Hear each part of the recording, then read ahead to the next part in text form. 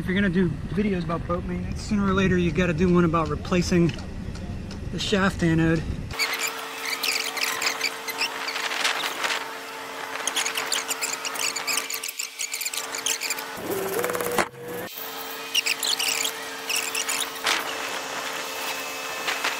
The brand name is Martyr because it sacrifices itself to save the other stuff on your boat.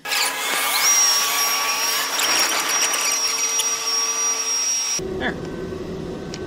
Another task checked off the list. So when I bought the boat, the bathroom sink was essentially plumbed into the toilet.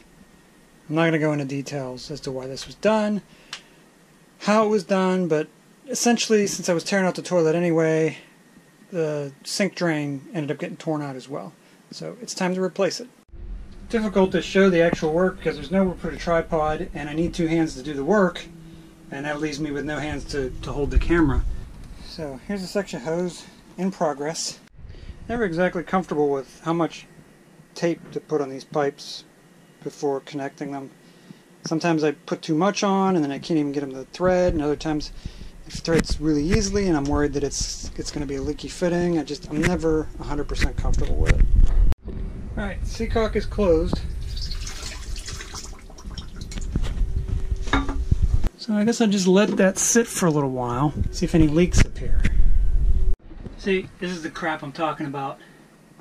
Water has been leaking. It's leaking around this stupid threaded fitting. Obviously didn't put enough of that white tape on it. Alright, second attempt. Took it back apart, redid the thread tape, just adjusted everything. Going to fill the sink up. There. And let this sit a little while, see if anything leaks. Little trick I learned with the paper towel. Fast leaks are easy to spot. Slow leaks can be very difficult to spot sometimes. But if anything leaks, it'll be obvious. That paper towel will get those little crumply stained bits. So even a slow leak will at least show up. Okay, let's see what we've got. It's been about a half hour.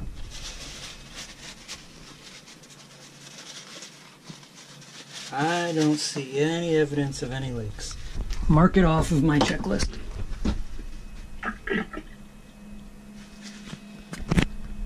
One more project down.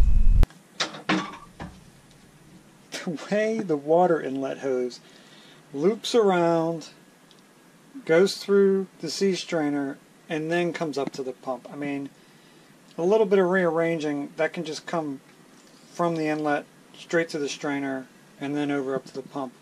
Won't have that funny crossover. I'll have a lot less extra hose. Cut this and you can see the rust in there.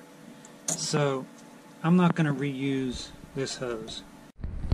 Sometimes when you're trying to pull a hose off the end of a barb, you instead end up pulling the handles off your pliers. Pretty sure that's not ABYC.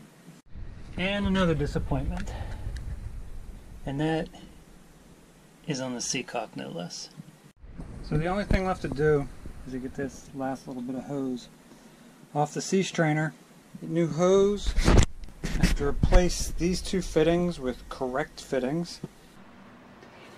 So I got a new fitting to go in the seacock, and I got some new hose. The old hose was not in great shape. It was showing a little bit of signs of rot and whatnot. And it also looked like it was automotive grade hose. This is, marine grade hose designed for this application.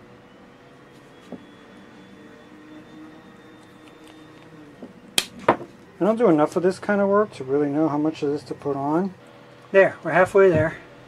Quick test fit with the second hose. This fitting, I went like a bunch of different places to finally find that. We'll get the clamps for it and take it off, put it back on. Get the thread stuff on there and get that tightened down. Here I go again with the thread tape. I kind of feel like this stuff was designed specifically to mock me.